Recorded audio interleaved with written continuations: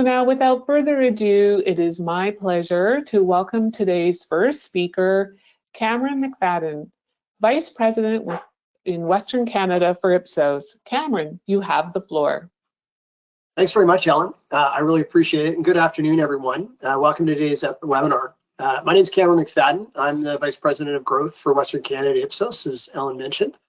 I'm based here in Vancouver, and I'll be hosting our Lunch and Learn session today, which is part of a series of webinars we're doing this year that are scheduled for lunchtime in the Pacific time zone, but of course open to everyone across the country.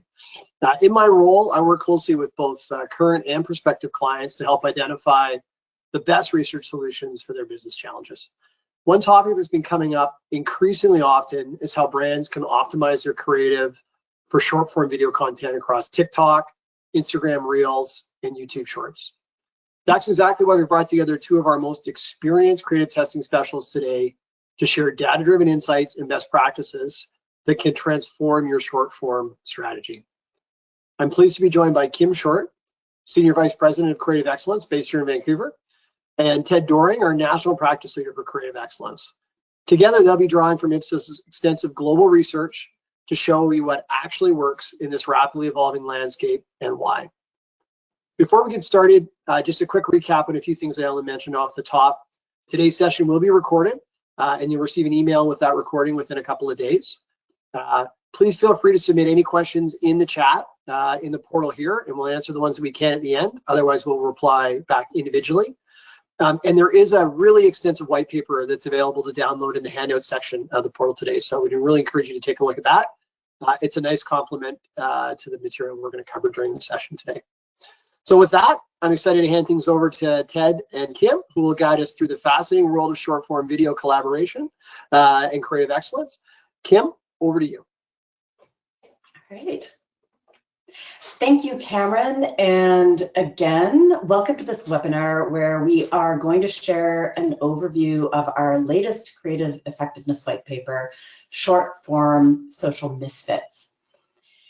And just to level set for everybody as we get underway, when we're talking about short form, this is about video, videos that are really designed for quick consumption. Most often they run from about 5 seconds to maybe 90 seconds in length, but they can be anywhere from 3 seconds to 10 minutes long.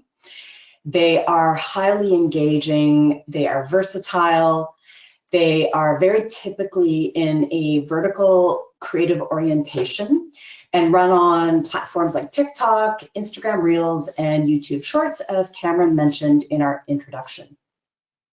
So our presentation today is designed to arm you with what we hope will really be tangible and valuable content, as well as points of view that can help you to increase what you are achieving with your short form when you are launching that as part of your media plans in the marketplace. And to meet this objective, by the end of this webinar, we're aiming for you to know first that the media and viewing content considerations for short form, what it is that you need to focus on for media and viewing content considerations. Secondly, why audience first creativity is the key driver of short form effectiveness. And then finally, how Ipsos measurement can help you identify the human experiences and the creative tactics that matter to select and optimize the ads to get more effective in short form. And as Cameron had mentioned, we will have a Q&A toward the end of the session. And so without further ado, let's get started. And before we get to brands and ads and go deeper there, what we need to do is start with the most important thing, which is the audience, which is people. And the question here is, why are we spending time consuming short form? Why are we in social platforms? And why we're doing this really relates to being entertained. And so you can see that in the data we're showing on the right-hand side of this slide. We are there for entertainment, we're passing the time, we want to follow creators. There's also a component of exploration and discovery, just kind of getting up on new trends, understanding what's happening in the world around us. So not surprisingly, we're not in social media to learn about ads or to view ads. And we see this really clearly in response to Ipsos's use occasion research for users of Instagram, YouTube, and TikTok, where entertainment really tops the list of why we use social platforms. And that's the data that we're showing on this slide presently. So bite-sized short-form video is, in and of itself, a key reason to spend time on these platforms. And it's, in fact, also the third highest. So we're just there to be entertained, to watch those videos and see the creativity there. We see this in other data sets as well, including user research from WARC, which is the World Advertising Research Center. They've got lots of great research about advertising and about marketing and brand building.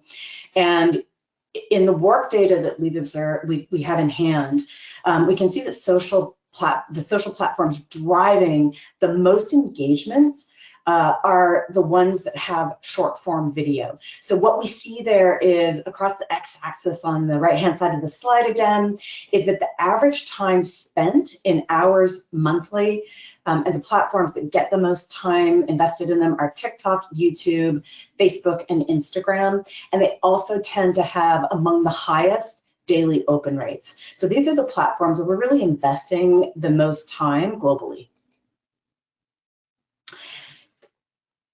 So these media observations bring us to an advertising observation. And this really has to do with the evolution of digital advertising over time.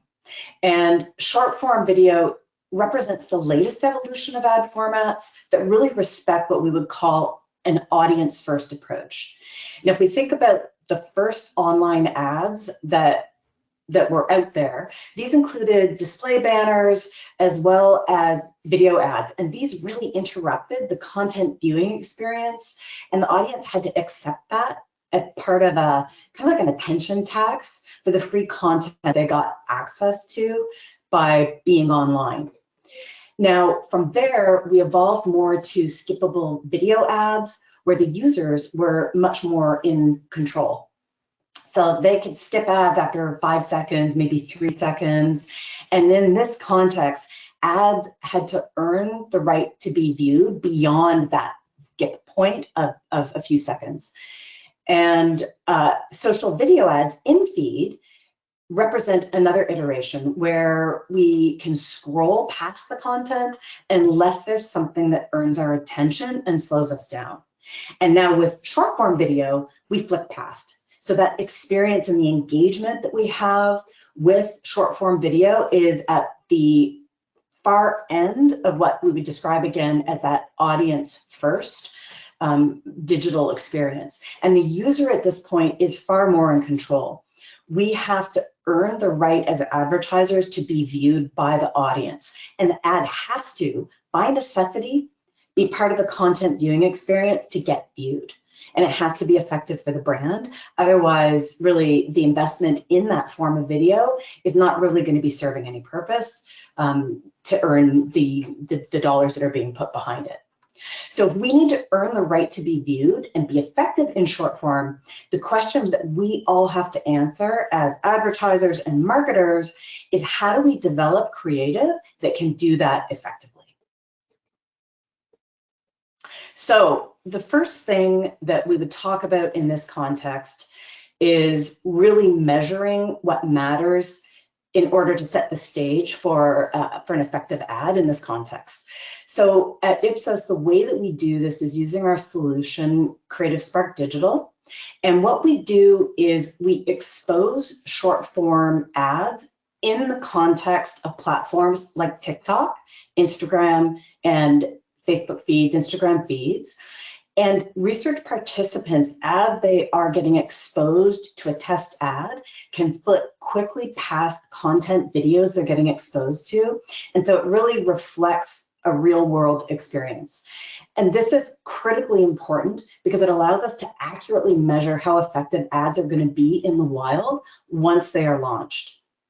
And what we're looking to measure is three key effects that we know advertising have to do in order to be effective to either generate sales impacts and or grow market share or equity. So the first thing that we're going to want to look at is what's reflected here at the top of the slide on the right, which is really capturing and retaining attention. So we talk about memory encoding, which means that the ad has been effective enough, driven enough attention that people remember elements of the ad, and we ask research participants for evidence from their minds that they've actually encoded the creative in their memory. And then really importantly, and the number one reason that we see ads fail in market relates to ensuring that the brand gets credit for the ad that they're remembering. So that brand doesn't get credit and they just remember the creative component of it. Really the ad is serving solely as a piece of entertainment, and it's not really in service of the brand, or it might help a competitor or lift all the boats in a category. So the ideal really is you're breaking through, you're getting that attention, you've got memory encoding happening, and the brand gets effectively delivered with exposure to the ad. Once brand attention is achieved, then we need to do something. We need to make some kind of change or persuade. And again, that can be reflected either by influencing desire for the brand, which oftentimes we talk about brand equity, so brand desire, or by impacting short-term behavior. And that is typically reflected in this idea of short-term effects or sales.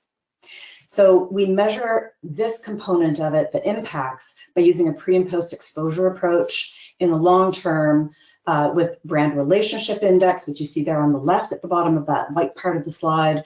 And then also we take a look at the behavior change on the right, and we combine these things all together in order to generate something we call a creative effect index, or CEI. So this is a combined score that looks at, is it going to break through, is it going to deliver the branding, and is it going to have some sort of effect that persuades the audience either short-term or long-term.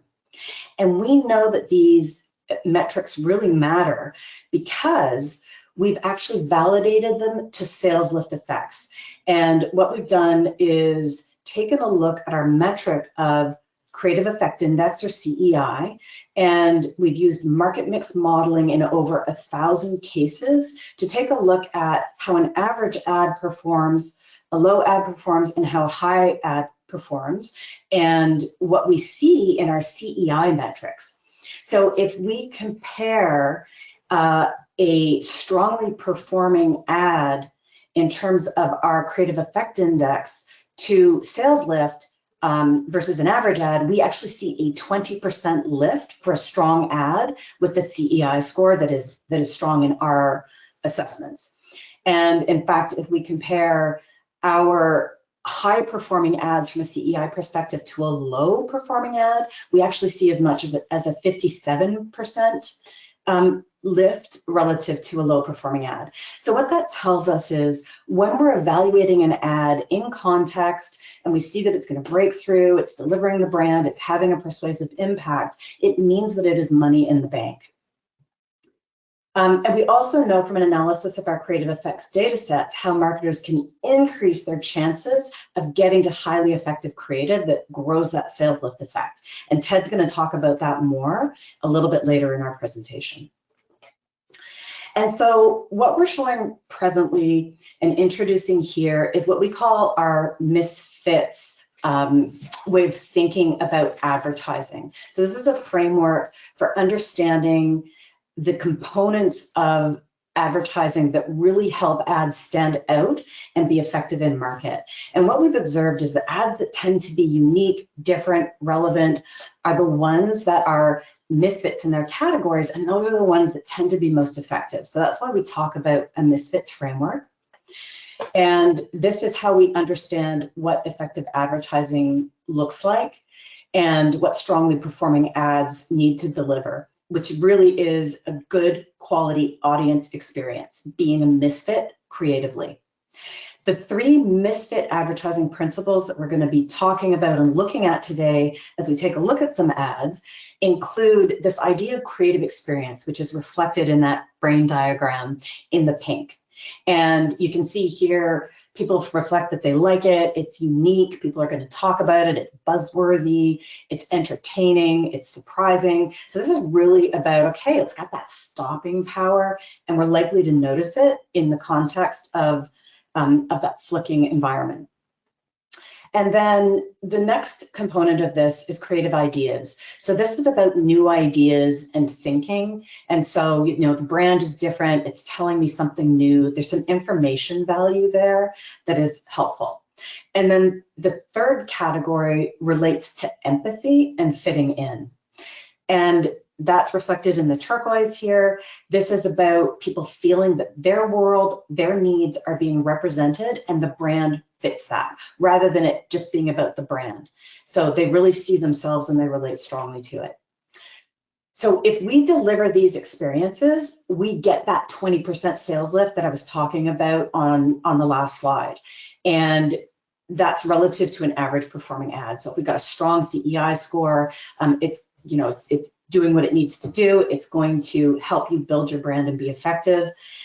And keep in mind that this is leveraging the same media spend while generating higher sales lift. So we're not talking about putting more money into the campaign. If you can build a strongly performing ad, it's going to deliver that same sales lift with the same level of media investment. So let's bring it back to short form video. How do these experiences apply, and how creatively can we deliver the best experience to get these higher effects?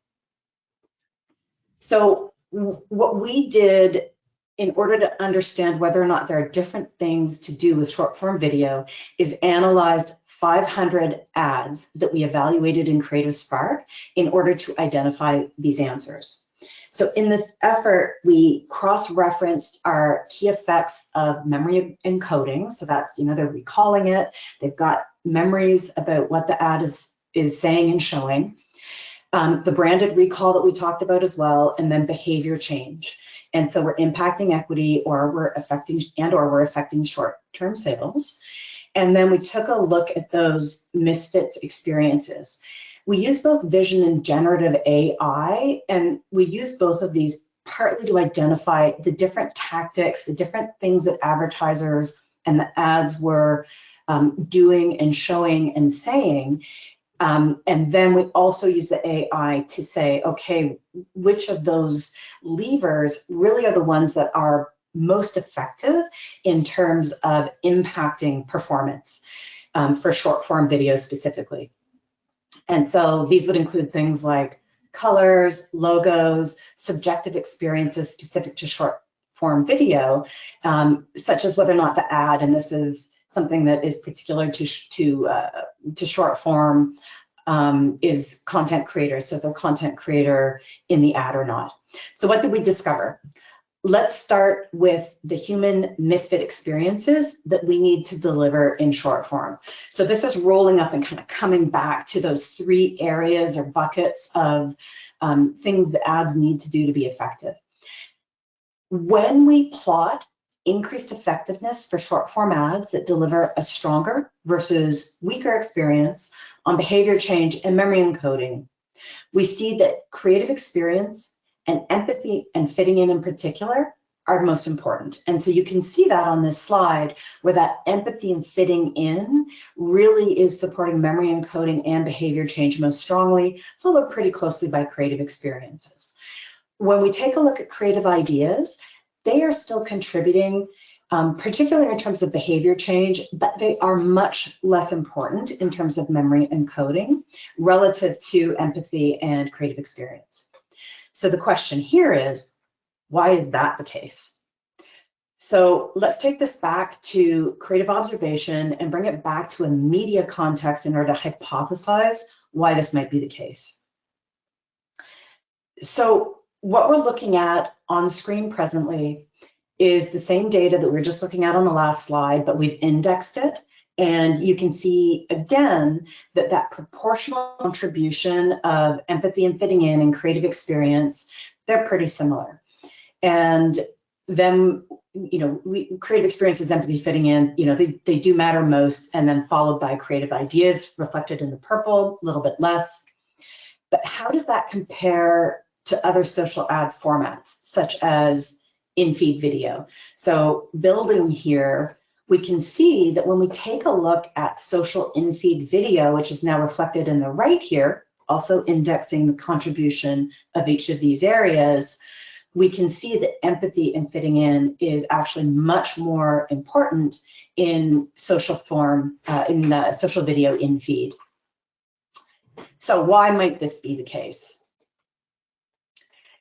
Well, when we consider the format experience, with short form, we have a very fast-paced flicking experience in terms of how we engage with and consume that media.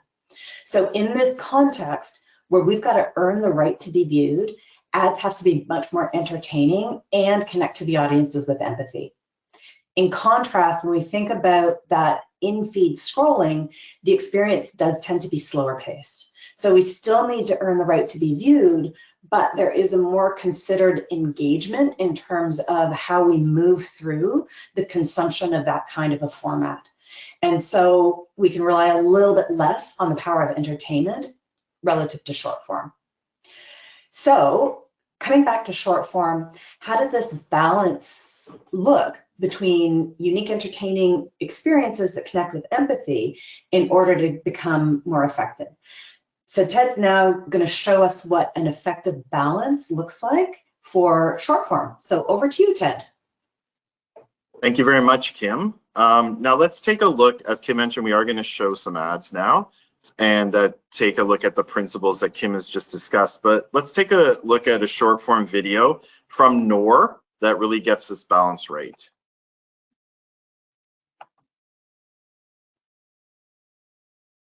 Chicken, crumbs of bread, lemon pepper, grab some eggs. Before you add that favorite sauce, heat it up, heat it up, heat it up. Toss on the pan, this food's never bland. I made it from scratch, I made it by hand, and now I feel great. I only want more, superior taste, superior Knorr. So you could get with this, or you could get with that. You could get with this, or you could get with that. You could get with this, or you could get with that. But if you get with this, Knorr's where it's at.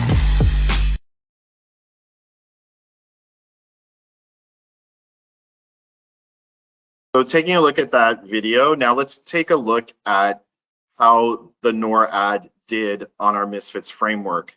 So we'll take a look here. And as you can see, the creative experience was very, very strong for this ad. It was very likable, quite unique, entertaining, surprising, and generated great talk value.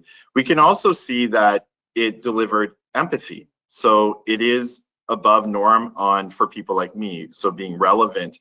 And as a bonus, this ad also delivered on differentiation and communicating new news. So what that means is that that mixture of creative experiences and empathy helped to drive strong memorability of this particular ad. So as Kim mentioned, and as this example shows, now we know that a balance of unique entertainment and empathy is really key to stronger effects in the short term. But what else can we do creatively in order to deliver this experience and maximize the chance that will be effective? First is that branding for more time is related to higher memorability. When we calculate the brand time on screen using Vision AI, we see that ads with high performing memorability have a 7% higher brand time on screen. So while branding is important, a good quality audience experience is even more important. And with Vision AI, we can also measure the degree to which an ad is visually unique compared to others in the category. And when we deliver this experience, we see that we can get to 1.4 times greater incremental effects. So good branding is a strong foundation, but a good quality audience experience, such as category visual uniqueness, is the ceiling we can aim for to further increase effectiveness. And back to good quality experiences, what else creatively can we do to increase effectiveness? Well, with the power of Gen AI, we can identify even more tactics to achieve this in our short form videos. So focusing specifically on TikTok, which Kim mentioned is a key form of short form video, we use Gen AI again to classify ads for the presence of creative tactics specific to short form video. So on the screen, you can see we plotted ads that use each tactic based on the greater likelihood that they'll be top performers on memorability, which is on the horizontal axis, and behavior change, which is on the vertical axis. When we do this, we see an interesting trend that tactically represents Misfits creativity. Tactics that help effectiveness tend to deliver audience value, whereas those that hurt effectiveness focus more on the brand or the product. So we can see that tactics that help deliver audience value on the top right-hand quadrant, they again are things such as unboxings, recipes, demos, how-tos, product reviews. Those are very effective in terms of driving both memorability and behavior change for short-form videos. We can see things on the bottom left-hand, in the bottom left-hand quadrant that maybe are less effective for short-form videos, things such as highlighting discounts or product comparisons. So those are more brand-focused versus audience-focused tactics. We also see that a lot of the tactics that we discussed that help effectiveness are creator-led. So let's now turn to creators and the value that they can deliver. So looking at creator ads in total, when we use Gen AI to identify creator-led ads and compare them to non-creator-led ads, we see that they do indeed deliver higher than average effects on both memorability and behavior change due to the tactics that we just talked about on the previous slide, such as, again, recipes, unboxings, how-tos. So enough about talking about creators. Let's take a look at a creator ad that showcases these tactics well.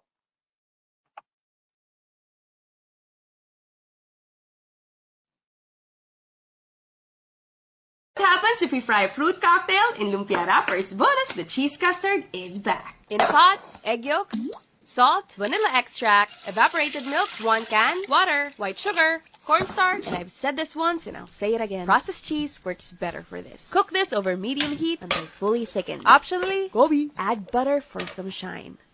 Transfer to a bowl, cover, cool to room temp, and chill. Fruit cocktail, kuha kayo ng quality like Del Monte Fiesta fruit cocktail. It has bigger cuts and you'll be surprised how fresh the fruits taste like. And this is crucial for your safety para hindi magtubig while frying. Add cornstarch, lumpia wrapper, the cheese custard, the fruit cocktail, and close. Double wrap! Ganito ang mga ng kumakain ng prutas. Fry this over medium-high heat and sprinkle with brown sugar. This is gonna give it a crispy, golden, candied crust. Drain this vertically to get rid of excess oil and enjoy.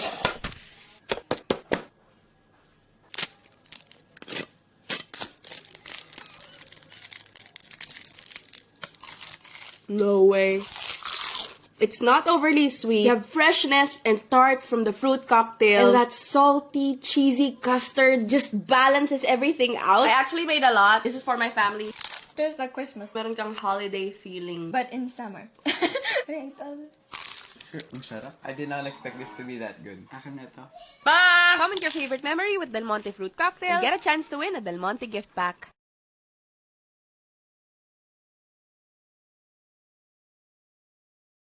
So that ad was a good example of how to leverage some of the tactics that we talked about to produce effectiveness. Let's see how it did in terms of our Misfits mindset. And you see right away all the green on the brain composite here. It is above norm for all the key metrics that Kim discussed earlier. It's seen as delivering new and differentiated information in a very entertaining way. The creator here was very engaging, presented the recipe in a very fun and engaging way that was really relevant to the audience. And this really helps drive that strong behavior change that we talked about. So let's take a look at another example, another ad example of show versus tell. We're showing how to use this particular product is very central to the story.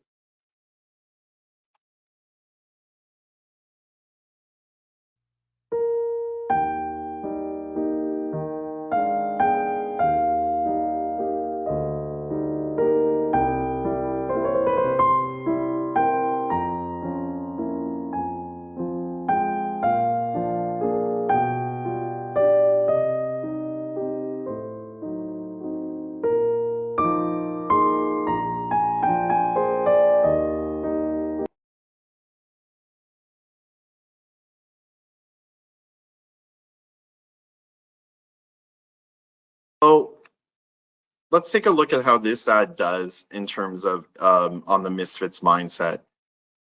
And what we can see here, if we look to the brain, is that while this ad wasn't necessarily that unique or entertaining, it did generate some talk value, and it's felt to be very relevant to the audience, very credible. It fits well with consumers' expectations of Ziploc due to the product demonstration. And this really then motivates consumers to consider Ziploc. Let's now take a look at an ad that falls into the lower left-hand quadrant of tactics that drive TikTok ad effectiveness. Chasmo, before you go home to your spaceship, are you gonna pay us back for what you ate? What? You ate probably like 70 pizza rolls. That's kind of a lot of money, Chasmo. Totino's pizza rolls are 10 for about $1. Do you have any plans to pay us back about $1 for every 10 you ate? Do you, Chasmo? My name's not Chasmo. What? What is your name? I don't know. Names aren't like a big deal. They're a really big deal. Next time you come back, buddy, have a name.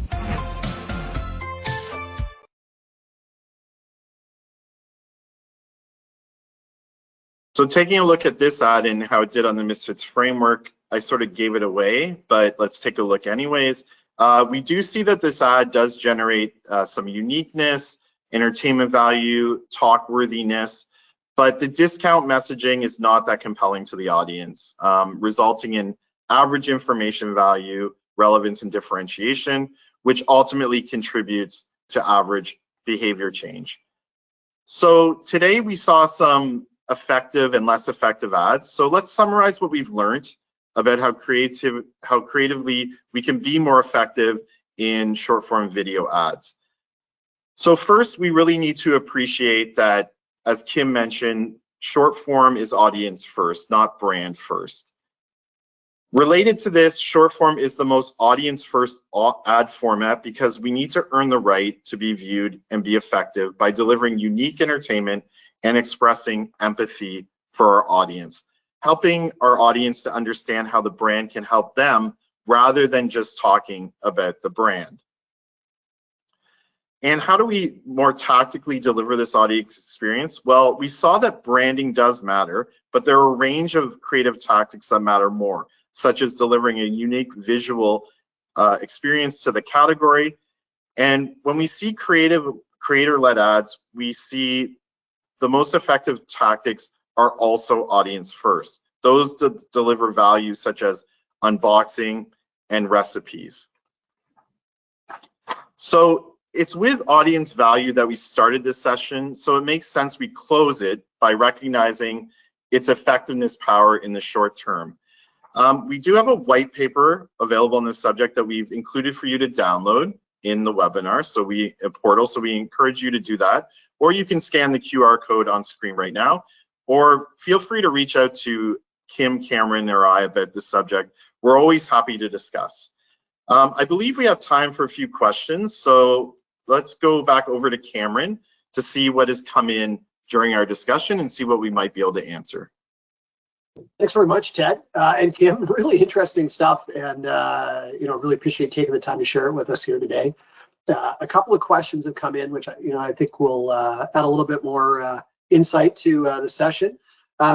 First question: how does Ipsos measure the effectiveness of short-form videos differently from traditional ads? So probably thinking about traditional TV ads, things like that. What would the difference be in the measurement that's done here?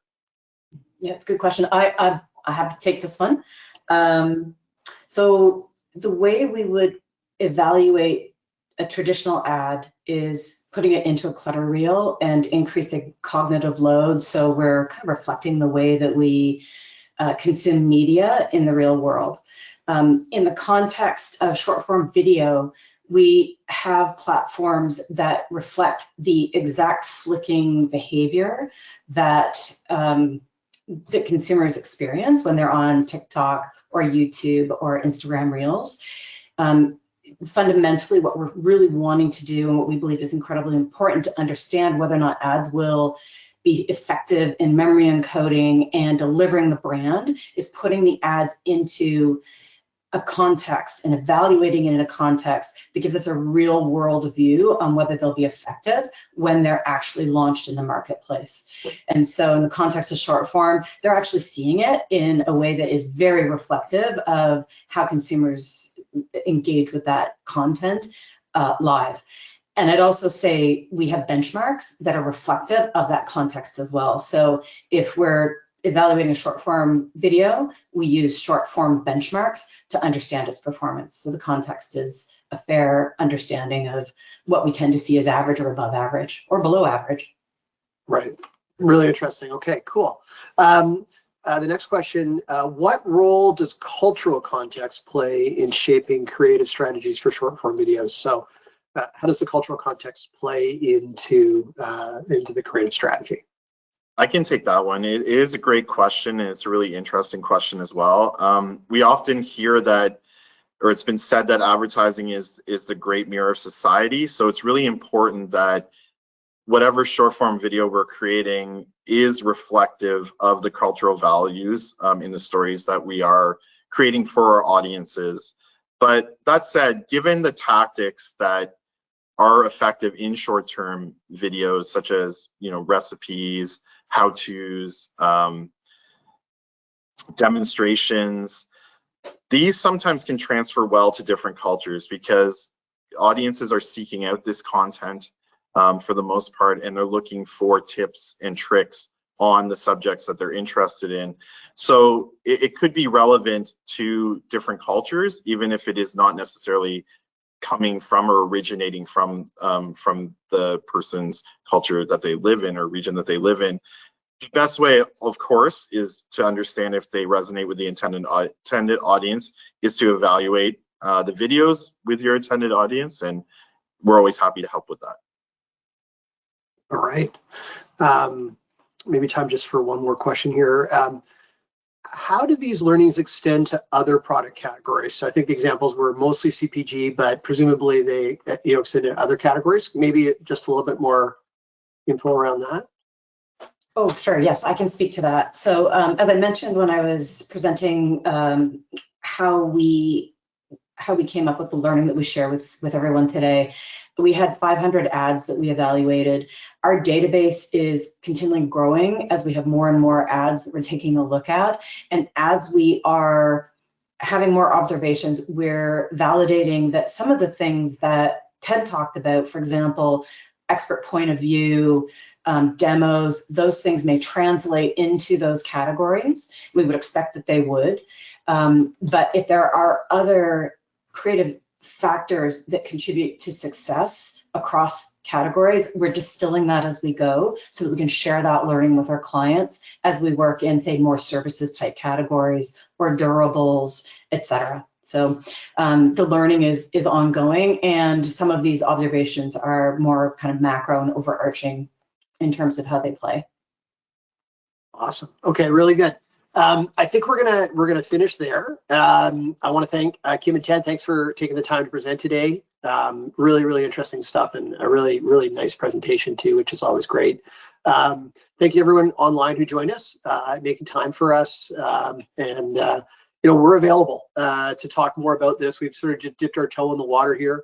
If you're interested in talking about how these services can support your brand or your agency, we're happy to talk with you one-on-one or come in and speak with the team.